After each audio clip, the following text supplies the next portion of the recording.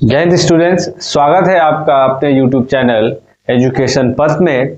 जैसा कि आपको पता है कि हम लोग कर रहे हैं बिहार बोर्ड के 2011 से लेकर 2024 तक जितने भी वस्तुनिष्ठ प्रश्न आपके एग्जामिनेशन में पूछे हैं वो सारे प्रश्नों का हम लोग उत्तर क्या है व्याख्या सहित देख रहे हैं।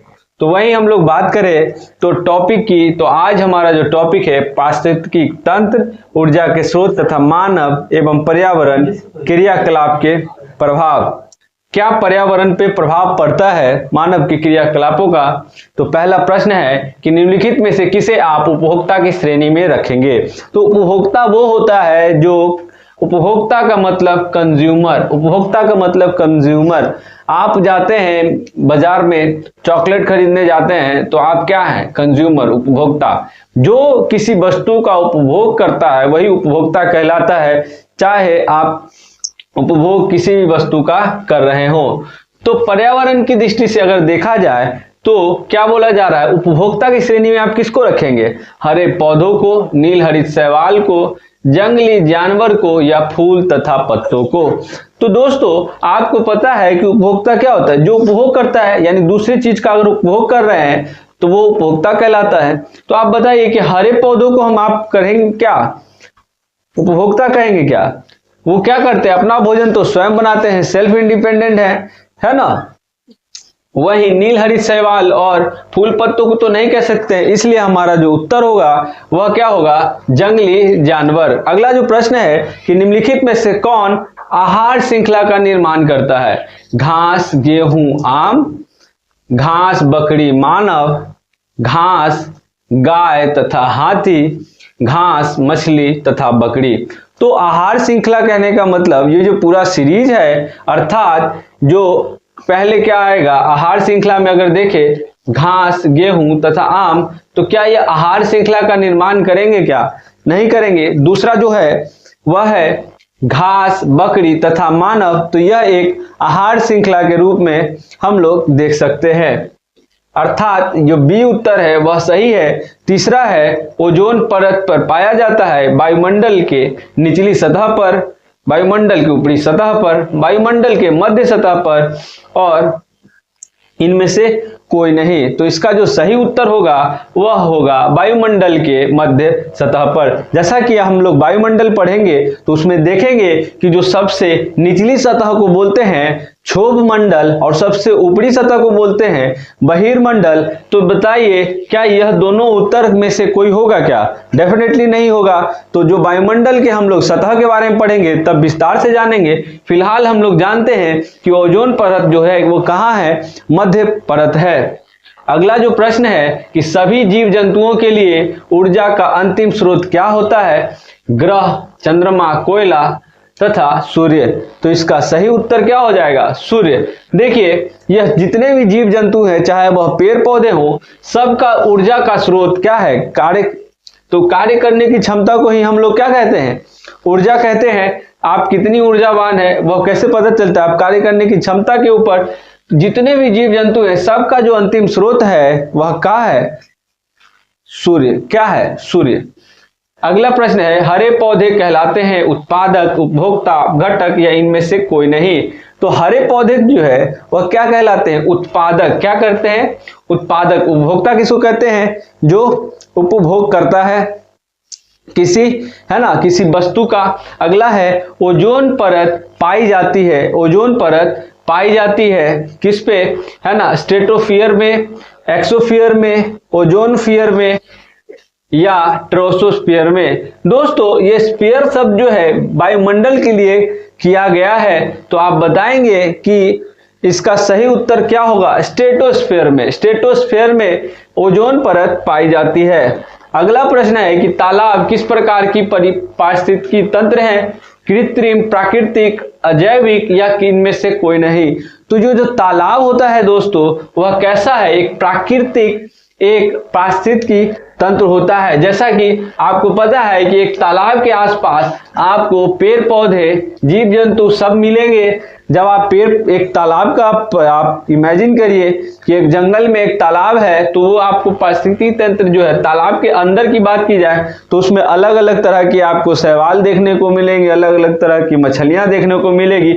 वह क्या है, एक अपने अंदर एक पारिस्थितिकी तंत्र को बनाया हुआ है। वह कैसा है, तो प्राकृतिक। निम्नलिखित में से कौन पारिस्थितिकी तंत्र के अधिकतम संख्या में मौजूद होते हैं? उत्पादक, शाकभक्षी, मांसभक्षी या सरभक्षक। तो अगर आपसे यह पूछा जाए तो सबसे ज्यादा जो पारिस्थितिकी तंत्र में उत्पादक होते हैं, अर्थात पेड़ पौधों को हम लोग उत्पादक बोलते हैं। अगला है, एक खाद्य श्रृंखला में तीसरे पोषीय स्तर क्या बोलता है कि तीसरे पोषीय स्तर पर हमेशा कौन होता है? शाकाहारी, मांसाहारी, अपघटक या उत्पादक। तो अगर आपसे पूछा जाए कि तीसरे में, तो मांसाहारी होगा। क्या होगा? मांसाहारी होगा। ठीक है दोस्तों, अगला प्रश्न है, देखिए मांसाहारी कैसे होगा कि तीसरे स्तर पे बोला है, तीसरे पोषीय स्तर, यानी वह क्या होगा, 2 स्तर से गुजर चुका होगा, यानी तीसरे स्तर पर जब कभी भी होगा तो वह कैसा होगा? मांसाहारी होगा। कैसा होगा? एक मांसाहारी होगा, मांसाहारी ही होगा। ठीक है, जैसे मान लेते हैं यह घास है और यह बकरी है, तो बताइए यहाँ पे क्या होगा?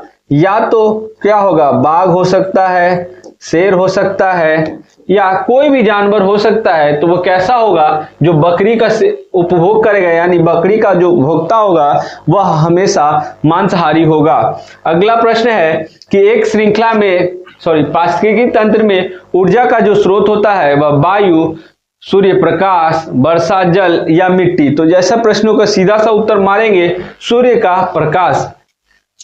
अगला प्रश्न है कि पारिस्थितिकी तंत्र में ऊर्जा का प्रवाह किस दिशा में होता है? एक दिशीय, द्विदिशीय, बहुदिशीय या किसी भी दिशा में नहीं। तो ऐसे प्रश्नों को सीधी सी बात है, पारिस्थितिकी तंत्र में जो ऊर्जा का प्रवाह है वह एक ही दिशा में होता है। अब इसके कहने का मतलब है कि अगर बकरी घास खा लेती है ना, मान लीजिए कि हम एक श्रृंखला की बात की जाए, तब बताइए कि अगर बकरी जो है, मान लीजिए यह बकरी है और यह घास है, अगर घास द्विदिशीय की बात की जाए तो घास खाने के बाद बकरी को तो एनर्जी मिल जाएगी।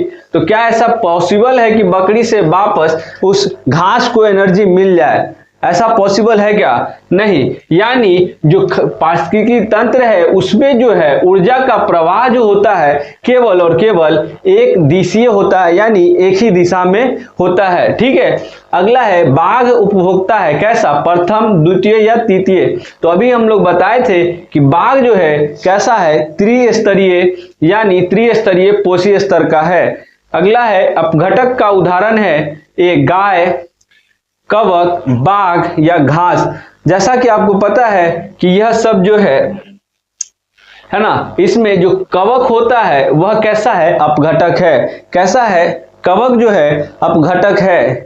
ठीक है, क्यों? क्योंकि जो है जब से देखिए गाय हो, बकरी हो, बाघ हो, है ना, घास हो, जैसे इन सब की जब क्या हो जाती है, यह पूर्णतः नष्ट हो जाते हैं, यानी मर जाते हैं। अर्थात जब ये क्या हो जाएगा, नष्ट हो जाएगा, तो ये क्या होगा, पारिस्थितिकी तंत्र को खराब कर सकता है। लेकिन यह कवक क्या करता है, वापस उसको धीरे धीरे धीरे धीरे धीरे धीरे, है ना, जैसे उसको क्या करता है, वापस प्राकृतिक में मिट्टी के रूप में एकदम आपको खत्म कर देता है। यानी अपघटक का जो उदाहरण है वह क्या हो जाएगा, कवक हो जाएगा। अगला प्रश्न है कि निम्नलिखित में से कौन पर्यावरण का हिस्सा है? वायुमंडल, जलमंडल, स्थलमंडल, इनमें सभी। तो जब पारिस्थितिकी तंत्र में तो सब कुछ आ जाता है, अर्थात चाहे हम सांस ले रहे हो तो वह कैसा हो जाएगा, वायुमंडल, है ना, जलमंडल, स्थलमंडल, सब के सब क्या आ जाते हैं, इसमें पर्यावरण के उदाहरण है। अगला प्रश्न है कि एक वन पारिस्थितिकी तंत्र में कितने पोषी होते हैं? तो तीनों होते हैं ना, क्या होते हैं, चारों हो जाते हैं। जैसे पहला घास था, दूसरा बकरी था, तीसरा बाघ था। अब मान लीजिए बगबो मर जाएगा तो उसके बाद क्या आएगा, कवक, क्या आएगा, कवक, फंगस, ये सब आएगा और उस बाघ को वापस क्या करेगा, उस मिट्टी में दफना देगा। मिट्टी से फिर वापस क्या हो जाएगा, घास उपजेगा, फिर वो घास से फिर क्या बनेगा, उस घास को बकरी खाएगी, वापस बाघ जानवर, अन्य जानवर, फिर उस अन्य जानवर का जब मृत्यु होगा तो उसको खत्म कौन करेगा, अपघटक के रूप में आपको क्या मिलेगा, तो कवक फंगस, ये सारे मिलेंगे और ये सब उसको क्या करेंगे, वापस मिट्टी में विलय करेंगे। इस तरह से चक्र चलता रहता है। तो एक वन में आपको कितने स्तरीय दिखने, एक स्तरीय, क्या हो जाएगा, एक स्तरीय, द्विस्तरीय, त्रिस्तरीय और चतुर्थ स्तरीय। तो हमारा सही उत्तर जो होगा वह डी, यानी 4। कितने पोषी स्तर दिखे, 4। कितने पोषी स्तर दिखे, 4। चलिए अगला प्रश्न इसी में देख लेते हैं कि मानव एवं पर्यावरण के बीच जो क्रियाकलाप हम लोग कर रहे हैं, हम आम जीवन में बहुत सारे क्रियाकलाप कर रहे हैं, तो उसका प्रभाव हमारे पर्यावरण पर क्या पड़ रहा है। पहली बात है कि जैसा कि हम लोग देख रहे हैं, अभी आप डिजिटली रूप से आप क्या देख रहे हैं, उस वीडियो को देख रहे हैं, तो वीडियो के लिए इंटरनेट जो सेवा आई है उससे क्या हो गया, पशु पक्षी को छोड़िए, आप पक्षी जो है, आप उतने ज्यादा पहले जो आप देखे थे, अब वो पक्षी आपको देखने को नहीं मिलेंगे। क्यों, इससे रेडिएशन से जो प्रभाव पड़ा उससे क्या हो गया, बहुत सारी पक्षियां जो है पलायन कर गई, एक जगह से दूसरी जगह शिफ्ट कर गई। साथ ही साथ आप देखेंगे जंगलों की कटाई से जो है रोड बना है, तो उसका भी प्रभाव क्या पड़ा कि जंगल में जो भी जानवर से एक जगह से दूसरी जगह पलायन कर गए, है ना। तो इस तरह का जो प्रभाव है उसको हम लोग इस चैप्टर में देखेंगे। तो पहला जो प्रश्न है, निम्न में से कौन एक जैविक प्रक्रम यानी अपघटित होने वाला पदार्थ है। पहला है सूखे घास के पत्ते, पॉलिथीन बैग, डी रबर या प्लास्टिक की बोतल। तो अपघटित होने का मतलब पूरा जो है खत्म हो जाएगा और वापस प्राकृतिक में यानी मिट्टी में मिल जाएगा। तो इसमें आपको क्या लग रहा है, पॉलिथीन बैग और प्लास्टिक की जो बोतल होती है या टायर ट्यूब की जो रबर होती है वह आसानी से क्या होगा, अपघटित नहीं होता है। यानी अपघटित जो होता है वह क्या होता है, सूखा घास का पत्ता। अगला है डैश, वन संपदा का एक उदाहरण है मिट्टी, लकड़ी, तांबा, एल्युमिनियम। तो इसका सही उत्तर जो होगा वह होगा लकड़ी। क्या हो जाएगा, लकड़ी। अगला है कौन सा अजैव निम्नीकरणीय कचरा है। क्या है, अजैव निम्नीकरणीय कचरा है। तो बताइए इसका सही उत्तर क्या हो जाएगा, टिश्यू पेपर, केले के छिलके, थर्मोकोल या इनमें से सभी। तो दोस्तों आपको पता होना चाहिए कि इनमें से जो है अजैव जो है, अजैव वह क्या है, थर्मोकोल। क्या है, थर्मोकोल। ऑब्वियसली जो टिश्यू पेपर बनता है वह भी किससे बनता है, पेपर, है ना। प्राकृतिक में जो है चीजें पाई जाती है यानी बांस से बनता हो तो ये क्या हो गया, वह भी कैसा है, जैव है। और केले के छिलके तो जैव है ही। वही थर्मोकोल की बात की जाए तो वह क्या है, अजैव है।